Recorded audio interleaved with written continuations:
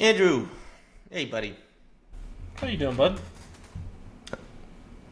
Doing well. Excited to have another one of our classic duo episodes. It's been a minute. We've had a number of guest episodes, which will be coming out over the coming months. So excited for that. But yeah, glad to get the two of us. Yep. Yeah, some of them will, and some of them will be. Well, no, this one's dropping next week. Oh, there we go. But anyway, for everybody tuning in, welcome to the Why Dad podcast. We are your hosts, Andrew Stopelstead and Paul Wondry, and we are on a mission to figure out what it means to be a dad, to be a man, and how to be the best possible. And we're looking at that from the respective perspectives of our resident aspiring dad, Andrew, and Hi. a trying dad, me. Trying in both senses of the word. I am trying, and sometimes I can be trying. Sarah will confirm that. Yeah, you're doing a good job. And she'd say the same thing. On that note, Paul and I had a business meeting the other week, and we finally solidified our motto. And I think today's episode kind of plays into what we've landed on for the Why Dad podcast motto. That's a really good point, Andrew. And that's why I pay you the big bucks, because I did not even think to bring that up. So if anyone has seen lately some changes in our social media or our website or our podcast publications, we thought long and hard about it, and what resonated with us is redefining fatherhood one habit at a time. That was the final version. Cue shivers. Yes, that was the final version.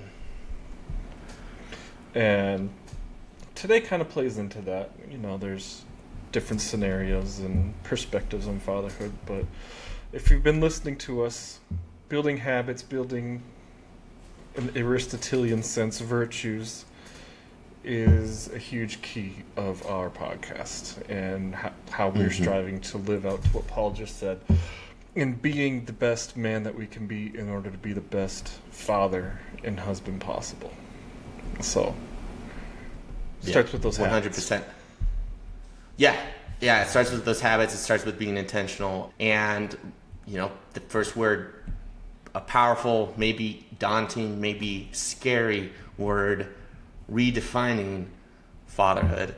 Redefining, and like you said, that goes hand in hand with today's topic, which is, I think, going to be a really fun one, a really meaty one.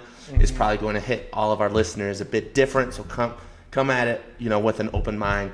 But we are going to be digging into... Let me back up a second. Just try to think for a moment. Have you ever been caught between, like, yelling at your kids because they're not doing what you want, or just giving into whatever it is they're asking for? Is, can I watch TV? Can I watch TV? Can I watch TV? And you've said a million times, no, you can't watch TV. So, or do you yell and you just say, no, I've told you a million times? Or do you be like, okay, fine. We've all been there. Mm-hmm. And then we have found our ways to parent our kids through those moments. And some of you may have heard of gentle parenting and be like, oh, that's like where we would just give in and be like, oh, the kid wants to watch TV, so what the kid wants is what is most important. So yeah, we'll just let them walk all over us. This episode is about that. Mm-hmm. What is gentle parenting actually? Is it bending over backwards for our little royal highnesses, our children, you know? Or is it something different? So I'm really excited for this episode. We're going to dig into that. Gentle parenting is actually often misunderstood because it sounds soft. Right. Gentle, soft, kind, nurturing, some of which are very good terms for parenting. But it's actually very strong, and it's very impactful. and can be if it's done. So today we're going to clear the air. We'll demystify gentle parenting, explore what it truly is and isn't, and how it actually offers a powerful, respectful way to raise resilient kids without sacrificing boundaries. And I think that this is something that no matter what form of parenting you prescribe to, or for those aspiring dads out there that you think you will prescribe to, or maybe you prescribe to as an uncle, I think there is something here for everybody. So we'll dive into the core principles, bust some big myths, have a little fun true or false game, share some fun anecdotes, give you practical tools that you can use starting today. Let's do this. All right. Dun, dun, dun. Ba, ba, ba, ba. It's our unofficial intro music. I love it. I love it. I should have Abby come on and do our intro music. Yeah, get her a little pink microphone, projector microphone. Yeah, that I need to let die and lose the cord to recharge. Yes, that. But she's in this stage where she like creates a hodgepodge of 10 different songs. So Apartment by Bruno Mars, Pink Pony Club, probably a couple of Disney movies. Oh, and then she throws in Dr. Seuss, and she's meet me at the apartment, white red fish, blue fish, hop on, pop, and slap a back, and just it's pretty funny. Anyway, I digress. That doesn't have much to do with gentle parenting or what it is or what it isn't. But yes. maybe we'll have her do our intro. Anyway, so gentle parenting, what is it? So gentle parenting is a term that was made popular by Sarah Ockwell Smith in around like 2016. I think she's written a number of books on it, but it actually goes back to the 20s, even 1920s. And there have been various proponents of it through parenting and developmental psychology perspectives ever since. But it is centered on 4 primary pillars, and that's empathy. So meeting our kid where they're at. Respect, recognizing them as fellow human beings. Understanding, again, meeting them where they're at. And clear boundaries. Yes. And I think that piece right there is probably what gets missed or overlooked at times. But it's about building a strong, positive connection with our kids while guiding behavior with kindness and yet firmness. So there's nothing wishy-washy about gentle parenting. And it seeks to understand the why behind the behavior. So what I love about gentle parenting, or at least as I understand it, is that it's about the why behind the behavior. So it's like the kid isn't trying to be difficult because they're bad kids. They're not trying to be difficult to get under our nerves. They're not trying to be difficult because they're making it personal.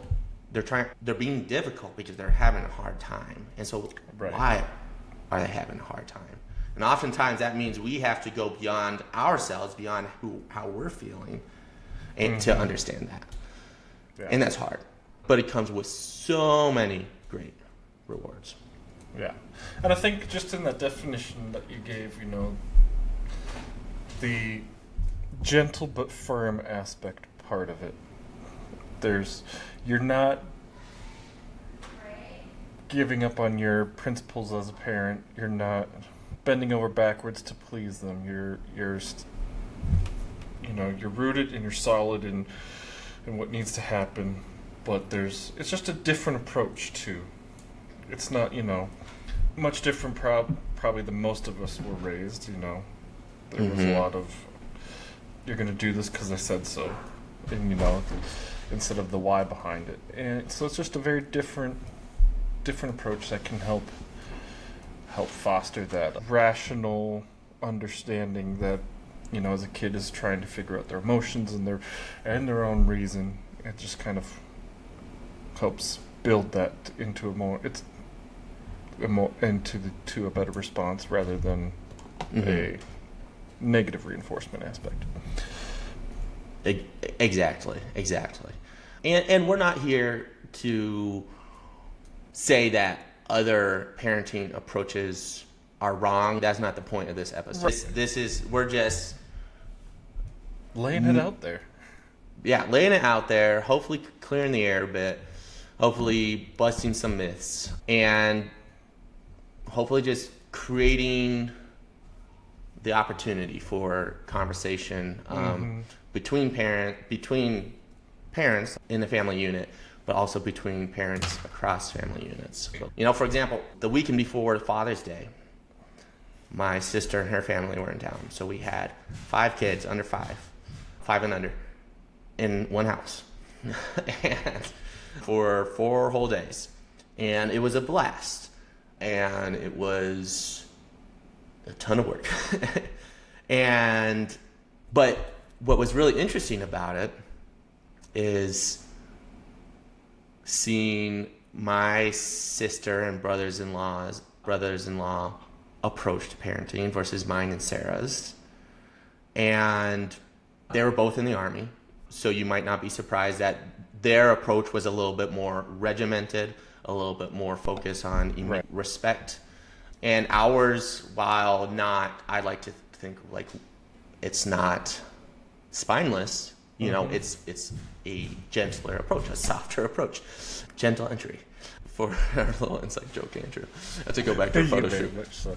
Yeah. Anyway, however, what was great about their visit was we could see what each other was doing. And by the end of the weekend, we were talking, and my brother-in-law was like, oh yeah, like I'm finding myself like being a little nicer in my approach. And I'm like, yeah, and I find myself being a little bit more forceful isn't the word, but a little bit more intentional about being direct. So I think that was a good thing, but it was also cool to see that, hey, honestly, even though we have different approaches, we're targeting the same values.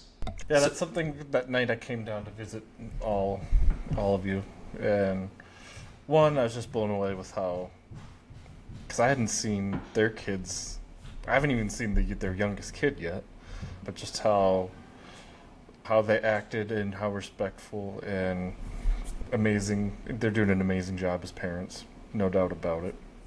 But yeah, I just noticed like the differences there, and it made me smile because they're both very effective, and they're both based on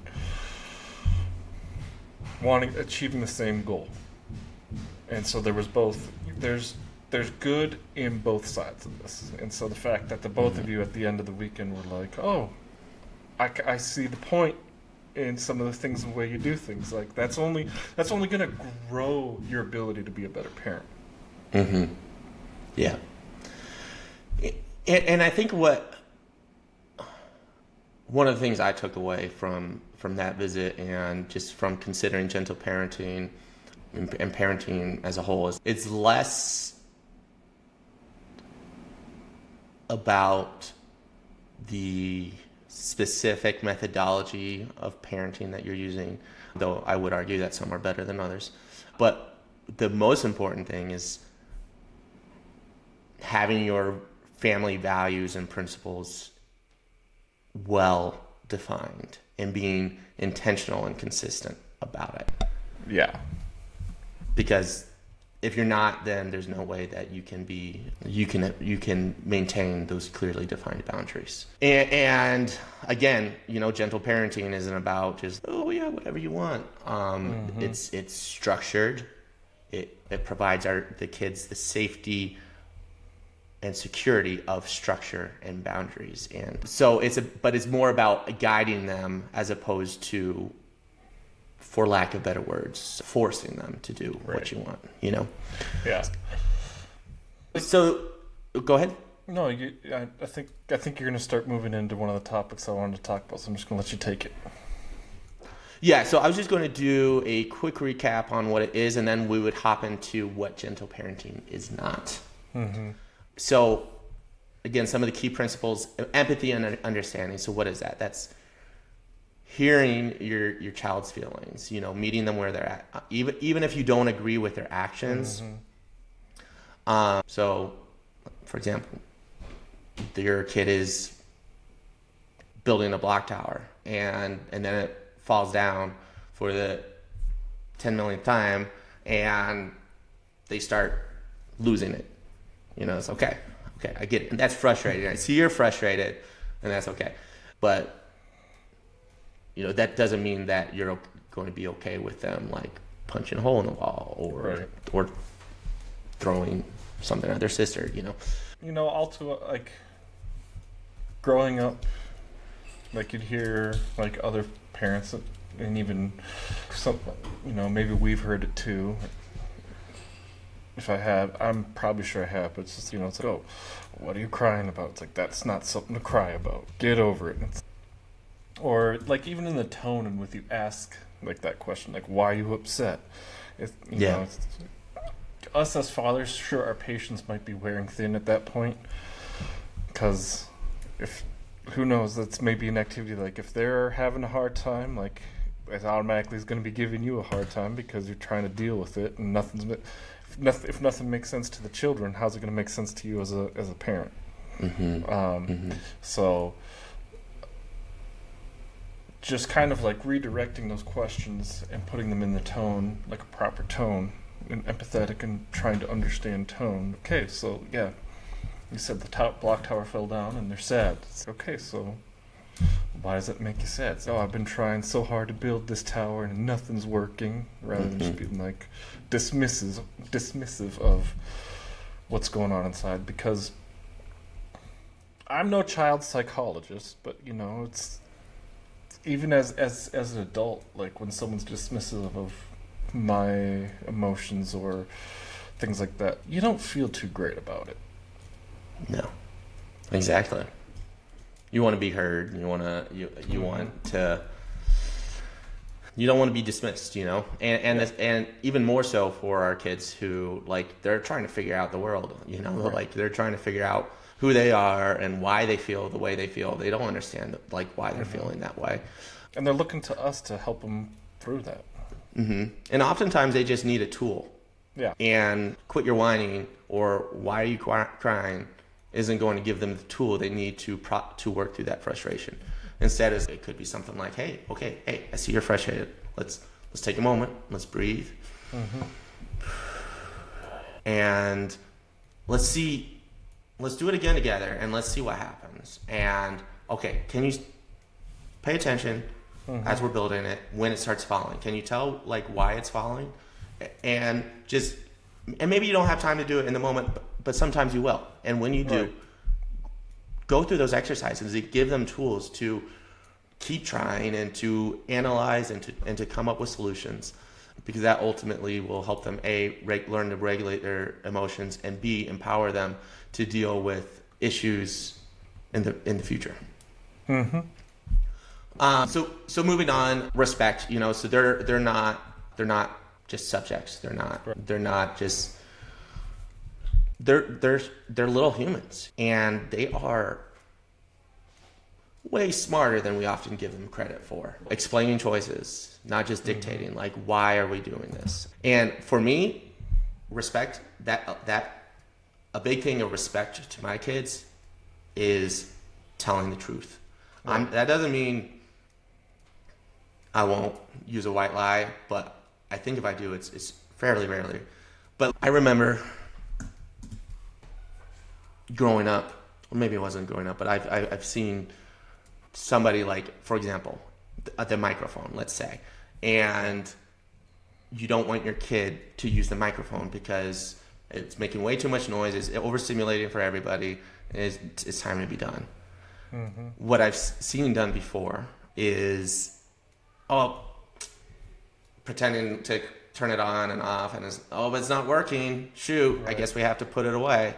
Personal, and this is just a personal thing, maybe, and sometimes you have to do what you have to do to survive, and that's okay. But, like, for me, it's no, like, I'm going to tell my kid how it is. And that's being respectful to them. Hey, this is too loud for everybody or for me, let's put it as it is. Like I'm a little at my wit's end, whatever it is. That's my issue, not your issue. But this microphone is a little too loud for me. Can you either you can play with it in your room upstairs, or I can put it away because it's too loud right now. But treating them like humans, and they will pick up on that. And oftentimes I feel like they also see through those little white lies, and they know something's off. And it's like, but they trust us because we're the adults, we're the parents. Yeah, like in that scenario too, it's like here are the feasible choices, and sometimes kids will be like, well, I'm just gonna still do it here, and that's just okay. The consequences of that action are, I take it away for a long time, and you're not gonna get it back when you want it, because the respect and obedience, like there is a little. Obedience is an interesting one, so I'm not going to bring it in here. But like the respect goes both ways. So I've asked you nicely, and I even gave you choices of how you can play with it, and you chose an option that is not feasible. So here's the consequence of that action. I get your toy. Yeah, and that's where you and I might differ a little. Like I totally understand that and that approach, what you're proposing. And it makes sense. So I'm just sharing my perspective. So in that scenario, I would take it away, and I'd be like, okay, hey, you're having a hard time not playing with it when I asked you not to, so I'm going to put it away. But for me, it would just be that session, and different flavor for different folks, I'm sure. But the way I see it is our children are building skills. They're building self-control skills. They're building listening skills. They're building skills how to, okay, if I can't do one thing, I need to find something else to do. So, for example, if you're teaching your kid to swim and you're like, okay, start swimming, and you throw them in the pool, and then they, flounder and they sink to the bottom of the pool. And you're like, you're not going to take them out of the pool and be like, okay, no more swimming. Or you're not getting out of the pool till you swim, or whatever. You're going to be like, okay, let's get out of the pool, let's breathe, and maybe let's back up to the shallow end, and maybe let's work on treading water or what have you. So the point being that listening and rerouting to something else is a skill that our kids, especially the young ones, haven't built up. Yeah. And I'm speaking to 4-year-olds and below, because that's what I have experience with. It could be different for older, but no, you're about to experience a rare moment where Paul and I have differing opinions on a point. And this is great. I love it. Because I don't know if that example you put works with at all. Because one, in the scenario with the toy, the child makes a conscious decision to be disrespectful. And so, and maybe you've made it known, maybe you haven't, but it's just, okay, you've chosen something that is intentionally disrespectful. So now you have to be accountable for that action. Like swimming, obviously, if they're sinking to the bottom, you're not going to be like, oh, we're done swimming. Because there's totally different scenario and whatnot. But I'm talking like in that moment, like when they've made that conscious decision to ignore and break the two-way street of respect, then it's okay. You've chosen something. You need to be held accountable. Like there's consequences for choosing actions, and that's something that also needs to be taught a lot more, because I have seen way too many of my cousins. I'm not gonna say cousins because even there, different scenarios going on. But like friends' kids, where it's just, oh, yeah, we'll just let him do that. He'll be fine. You know, the permissive side of it. And it's just, bro, he just flat out, like, even gave you the look that was like, I don't care, Dad. I'm going to do what I want. And you do that as an adult, and, like, one, you lose a job, you lose friends. So it's just, you know, there's also a lesson there, like, teaching the accountability for your actions. Like, you do something consciously to be disrespectful or hurtful towards someone, something's gonna happen. And yeah. And I guess I didn't pick up on the fact that it was intentionally disrespectful.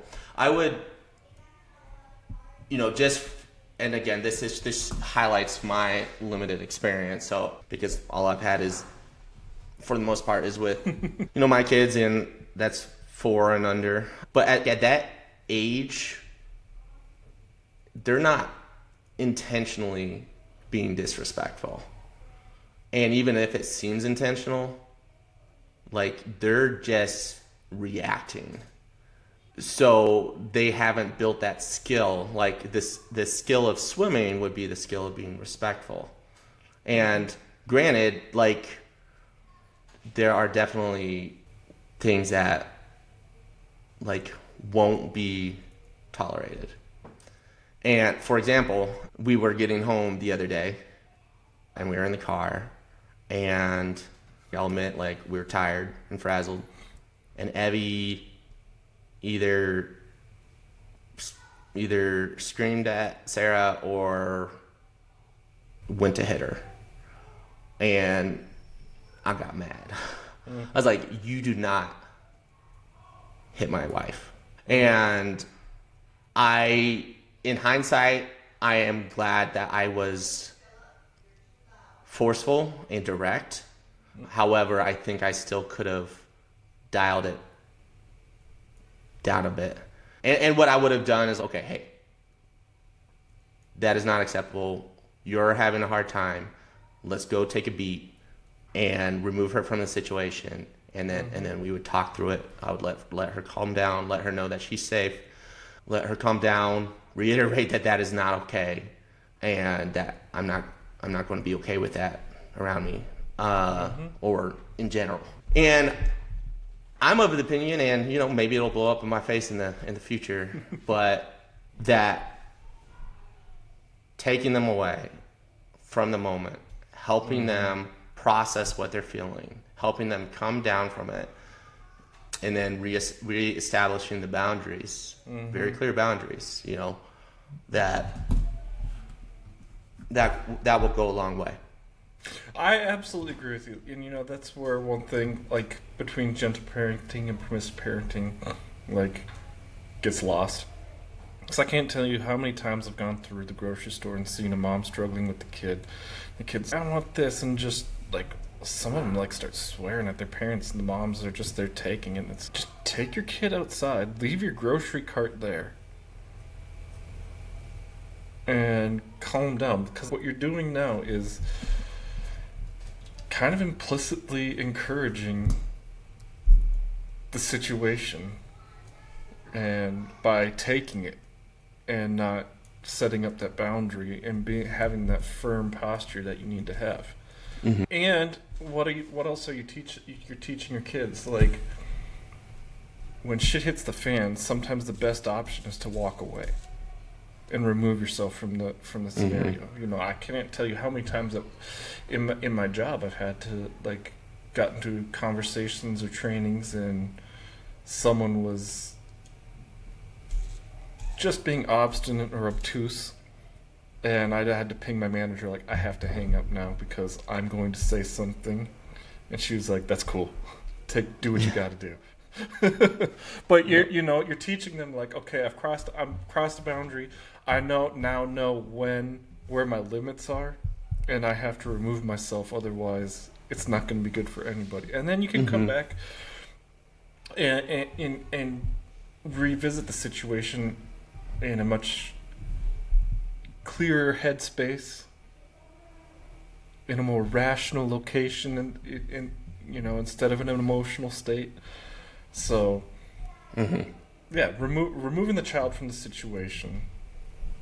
And to quote John Fogel, like he plays those games just to break that headspace. Okay, we're taking them out of the situation, whether it be through a game, physically, to just help them find that rational, air quotes rational, because it's a child. They're still working on building that rationality and getting grounded again. Yeah. Yeah, and that's going to... It's not going to be an overnight thing. It's not going to be a flip and switch thing. You have to do it over and over and over. And this approach is also harder than like the behavioral approach, like where you talk back, okay, go to your room. No coaching, no helping them come down, no helping them from their emotions, no talking about what was wrong and what they could have done differently. They're just left to their own devices. They don't like going to their room. They don't like stewing in their own feelings. So eventually they'll learn. And that is often easier for for the parent. Sometimes it's the parent's way to remove themselves from an emotional. Sometimes as a parent, sometimes I need to remove myself. I'm like, I can't deal with this right now, and I either tag Sarah in, or if she's not available, I'm leaving you here right now, Evie. I can't deal with this. That's a me problem. I'm going. I'll come back in a few minutes. And sometimes that's necessary. Yeah. But, okay, anyway, I love it. I love this discussion. We're, and if you and I are getting so, what's the word? Into the weeds onto... Philosophical. Yeah, so philosophical on parenting approaches, like how much more I think that just highlights how necessary these conversations are, and also how complex they are, and we recognize that every kid is different and every house is different, and so these are just guidelines, and again, we're just demystifying and hopefully clarifying what gentle parenting is. And maybe down the road we can get people like Dr. Becky on, or Dr. Tina Bryson to help clarify some of this stuff further. But yeah, also we can't forget positive reinforcement. And this is something that you and I have talked a lot about. It's not just saying good job or way to be polite, but it's the growth mindset. I was like, oh, I can tell you were really intentional about thanking mom for her milk there, like for recognizing that she took time and effort to get you milk, as opposed to, oh, way to be so polite, you're so polite. And go back and listen to our growth mindset episode if you haven't already. But I think that's an important thing to remember with positive reinforcement. But recognize the good behavior, reinforce it with a growth mindset approach. Absolutely, yeah. That's a good way to put it. We're kind of running long in this session, so let's run through what gentle parenting is not a little quickly. Andrew, true or false? Gentle parents never say no. I'm going to say false. Ding, ding, ding, correct. I'm smart. You're so smart, Andrew. Wrong. It is a way to use your critical analysis and your deduction skills. Okay, anyway, no, you're correct. It's false, and here's why. Because gentle parenting, like we've said it multiple times, has boundaries. And it's about how you say no and the intention behind it. Okay. Right. True or false? Gentle parenting means your kids get to run wild and be spoiled. Run wild, sure, but be spoiled? No, I'm going to go false again because, I said, I'm smart. Yeah. Run amok, I should say. I wish be like Lord of the Flies within your own household. I want my kids to run wild. That's how I grew up. No, I agree, but not Lord of the Flies, right? Yeah. It was lived on my grandparents' farm for a while, so it was pack up my own lunch and just go exploring, running wild. Yeah, I think there's something about. But I knew what you meant. I just had to play that. No. And there's something to be said about having that freedom, to let loose and different podcast. Yes, indeed. But yes, correct. False. Gentle parenting teaches self-control and responsibility. but it does look different than traditional punishment. And it's not about avoiding all discomfort. Far from it. It's not for parents who want an easy way out. If you want an easy way out, stick them in front of a screen, feed them Twinkies and cheese. Yeah, Twinkies and sweet cereals. And not to say I'm against treats. We use treats. We consume treats frequently in this household. But and it's not woo-woo. You have to be extremely clear on what boundaries and principles are, and entirely on the same page of your spouse or co-parent. Because if you're not, mixed signals to your kid, no bueno. Okay, moving on to our next segment. So what? We talked about what. Now, so what? Why should I care? There are great benefits for both the child and the parent. For the child, I think one of the biggest, and this is extremely resonates greatly with me, is strong emotional regulation. Yeah. You already alluded to it, Andrew. It's no more of us quit your whining, no blood, no reason to cry. It's like, okay, no, we're going to give you the tools to identify and manage those feelings. So that way, when you're an adult, you're going to be able to take difficult and stressful and all sorts of scenarios in stride, and it's not going to throw you for a loop. Especially in that regard, like just the last weekend when your aunt and uncle were up, and Sunday was such a hot day, all the fun activities got canceled, and part of me felt really bad for Evie, because all she did all day was just hang out with old people, in her mind. Yeah, first it was, we get to go to horse and dog races. Oh, canceled. Oh, but we get to hang out with kids your age. Oh, canceled. Oh, but we get to go to mini golf. Oh, 2 hour wait, not doing that. Yeah. And one thing after another. Yeah. It's all, she was sitting there on my lap at wherever we were, and she was just like, she was sad and upset about it, and we just had a nice little chat about it.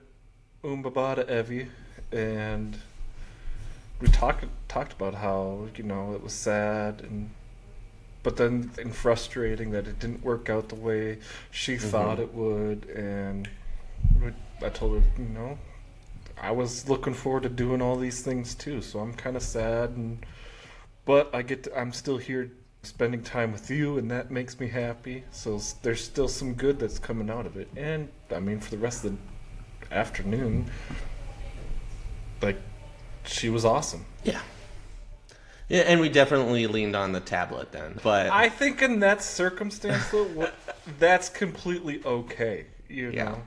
What else is she gonna do? Yeah, exactly.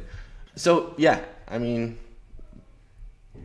I think if you hadn't addressed that, Andrew, with her and spoken through that with her, the rest of the afternoon probably would have gone a lot worse, and she probably would have had a meltdown or two. So thank you. Yeah. For that. I take my boss role seriously. No, my uncle roles. Helping them have a strong emotional regulation pays out. Yeah. And you know what that also does, Andrew? When you sit down with them and you talk through it with them, that models empathy and respect. So, which they're going to pick up on by your example and hopefully mine and Sarah's examples. So that's another benefit. Resilience and problem solving, that's a great example for the same thing, like building resilience. Sometimes tough shit happens. Yeah. We're not saying, okay, put on your big kid pants and deal with it. It's, okay, hey, yeah, that shit blows. Right. But let's talk through it. We'll get through it.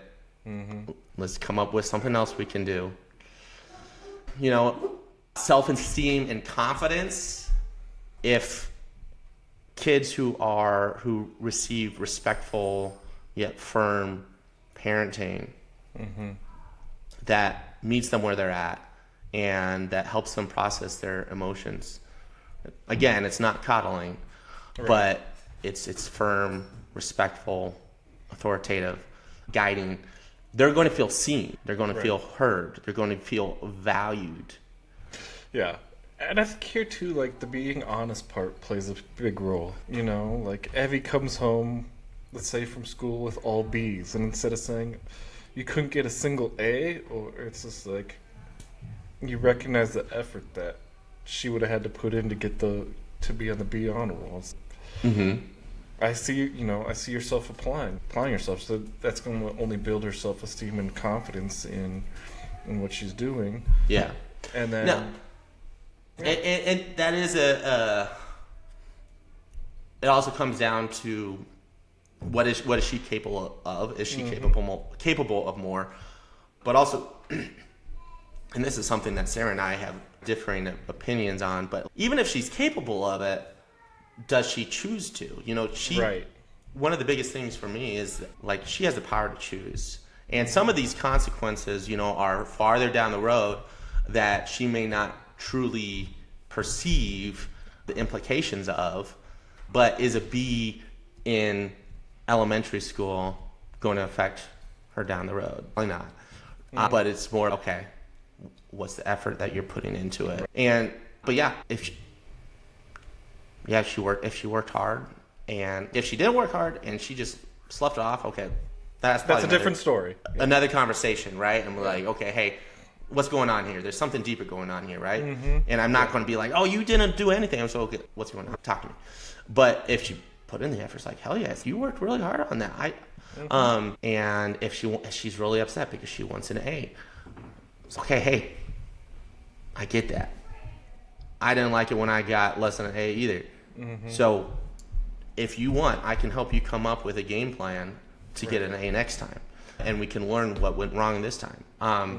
So again, problem solving and helping them feel seen, heard, valued. And that's going to build their self-esteem, their confidence, which is going to have a ripple effect.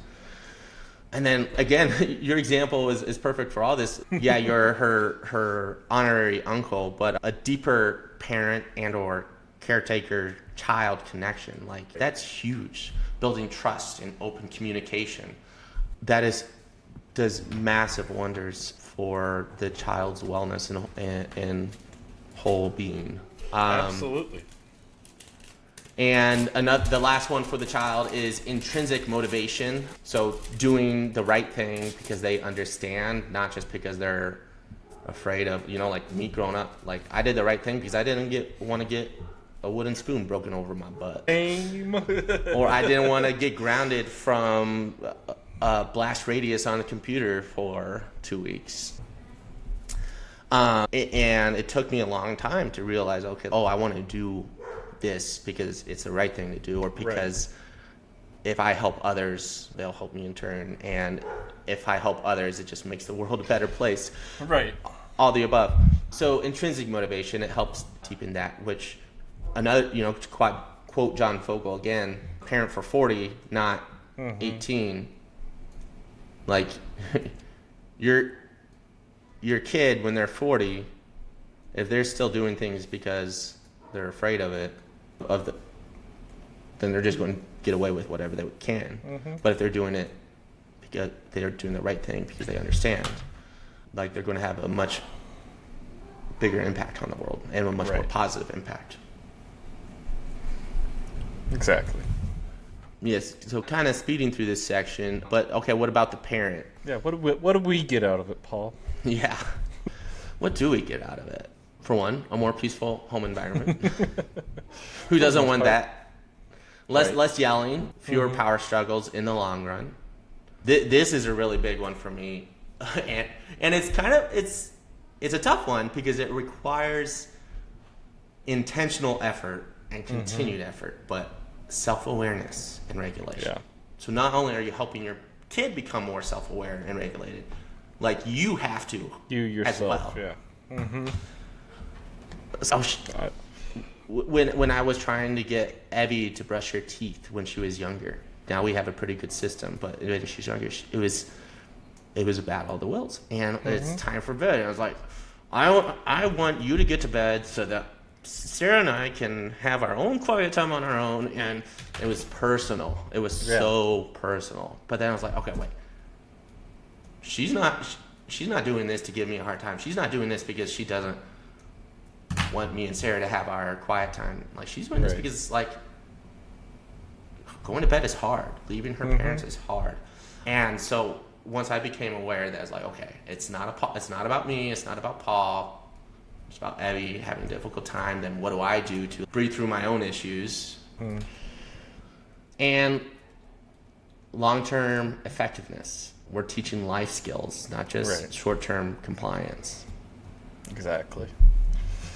I have nothing deeper to expound on that. Yeah. Okay, we have one more. The last section is going to be, okay, so now what? How can we implement gentle parenting? But first, we haven't had this in a minute in our recordings, but it's the dad jokes segment. Let's go. All right, since we're dropping this next week around the 4th of July, why did the duck march in the Independence Day parade? Why? It wanted to show off its Bill of Rights. Whenever I try to eat healthy, Paul, a chocolate bar looks at me and snickers. Nice. All right, I'm not going to laugh at any of your other ones. I'm going to, whoever laughs first loses. What's a firecracker's favorite snack? I don't know. Popcorn, obviously. Oh, boy. Did you know it's inappropriate to make a dad joke if you're not a dad? It's a faux pas. Oh. Darn it.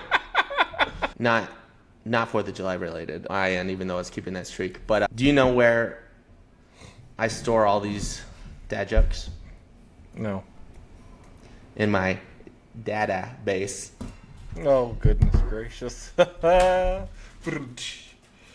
My last one, and since I'm growing a garden, very apropos. Spring is here. I got so excited, I wet my plants.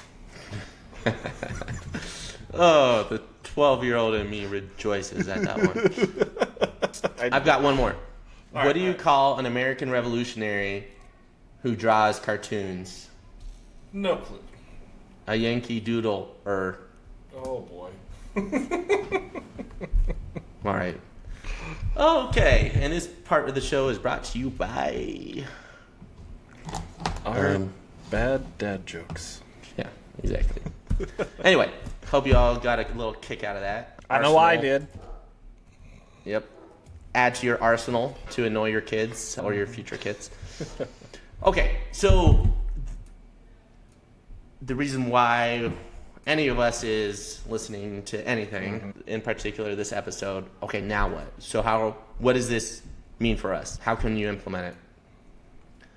So, if you're gentle parenting curious, you don't have to implement it all in one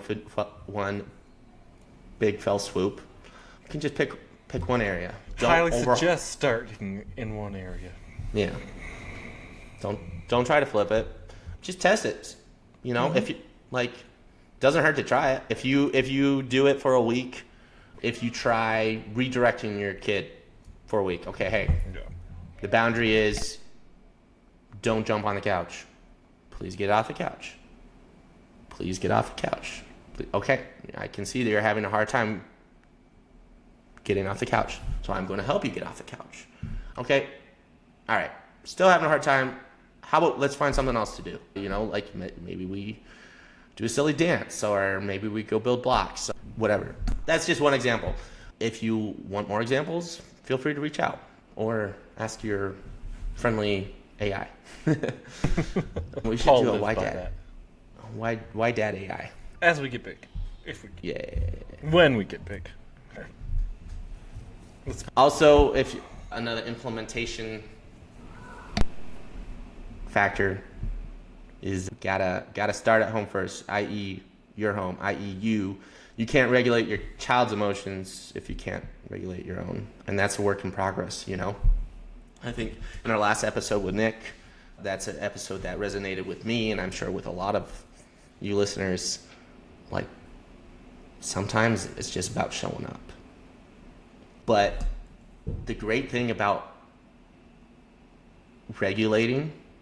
self-regulating, is you're learning like how to come down from those tough moments, how to get through those moments when you're running on empty. So, like you said, Andrew, like if you need to take a break, if you need to step away, do that. If you need to model some breathing, do that. But I think that would be an easy win. Can you think of anything else, Andrew? No, I would. That's honestly the easiest place for me to start was like the regulation part. Because there are so many concrete examples throughout the day in the life of my nieces and nephews, and I'm sure with you and Evie, that just give you plenty of opportunity to put it into practice. Mm-hmm. And it kind of helps. It gives you the ability to focus on that for yourself as well. So it's a win-win for the both of you. Honestly. You start doing that, it's, wow, why did I let something this small get under my skin when this little thing that doesn't know what emotions are is having a world-ending event because of something. Mm-hmm. So it gives you a moment to reflect on, like, how do I not, like, let that drive me crazy? Yeah.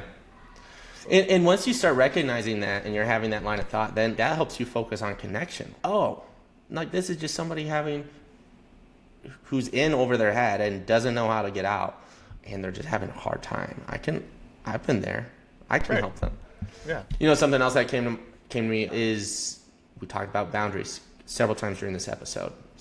So boundaries have to be extremely clear. So if your boundaries aren't clear, define them, and then stick to them. Do not move them. Yeah, exactly. Deliver them with empathy, but stick to it. And then similarly, consequences to the action. You know, a big thing in our house is if you make a mess, you clean it up. So, hey, exactly. Like I went into the bathroom the other day and there was toilet paper and water everywhere. My impulse was to be like, what the heck did you do here? What is going on here? But okay. Hey, Evie, can you come here? Can you tell me what went on here? What's going on? She had put in too much toilet paper and she had tried to get the plunger and she had tried to unplug it.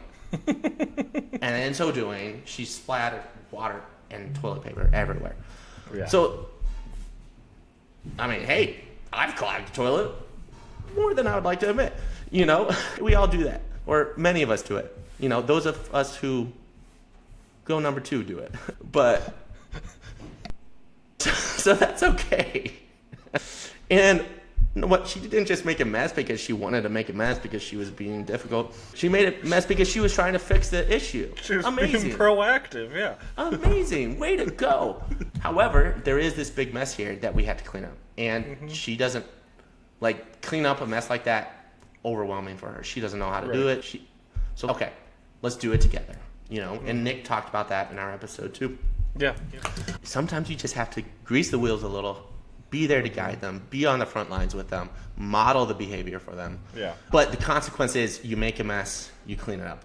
Yep. I don't care that. Yeah, it was a mistake. That's totally fine. We all make mistakes, but we still are responsible for our mistakes. Exactly. So those are just a few examples. You know, if you want some dad-friendly scripts, like here a few more examples. Yeah, I know you're upset that we had to leave the park. It's hard to stop, like when you're having a fun time. Then you redirect them. Do you want to race to the car or hop like a kangaroo? And then boom, it's another game, right? Or it looks like you're feeling frustrated. It's okay to feel that way. What can I do to help? Last one, I understand you want the microphone, but we're putting that away for now because everybody is getting the what's the phrase I'm looking for? Is annoyed as hell.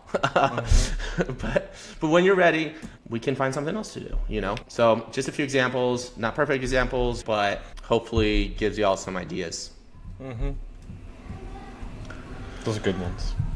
Okay, so that brings us to the end of another fun and deep and scratching the surface yet again. Come back to it. I mean, we went over a lot of it with John Fogel's episode and coming back to it now. So Yeah. the way we're rolling, we always spiral. We don't just circle. So it's Yeah. going to come back and we'll go deeper and we'll come back around again and go deeper. Yeah. Parenting is hard. And I mean, that was evidenced by your and my conversation today. There were moments where it's okay, like we had different perspectives, and that just reflects on how hard parenting is. And advice is Absolutely. confusing. And gentle parenting can sound like a free-for-all. Right. But I hope that we've uncovered today, whether you are skeptical or not, that gentle parenting is powerful and intentional discipline. It's about being strong, empathetic, setting clear limits. And when it's done correctly, it's authoritative parenting that Right. leads to resilient, confident, and emotionally intelligent kids. And most importantly, it's not about being perfect, but it's about growing together. So, Good summary. final thoughts, guys, is embracing these principles isn't about being soft. And I would challenge anybody who has more of a traditional approach, who's, oh, this is woo-woo, like this is some soft bullshit. Talk to us. Reach out to us. Because I would challenge that you and I are actually on the same, see eye to eye on a lot of this. And I would be really interested in that conversation. But it's not about being soft. It's about being incredibly strong and building profound connection. And I'll challenge you. It will challenge you. But the rewards are more peaceful home and kids who truly thrive. So this week, pick one tantrum or one challenging moment and open with, I hear you, before setting a clear limit. And see how that soft, small shift changes the dynamic. Yeah. And then tell us on Instagram or Facebook how it went using hashtag #WhyDadPodcast. And we want to hear your wins or your struggles or what you're learning. But tag us. Use that hashtag. Yeah. And join us next time on Why Dad as we continue redefining fatherhood one habit at a time. Well said. Thank you, everybody. Thank you, Andrew. Thank you all. Thank you, Paul. All right. Toodles. Toodles poodles.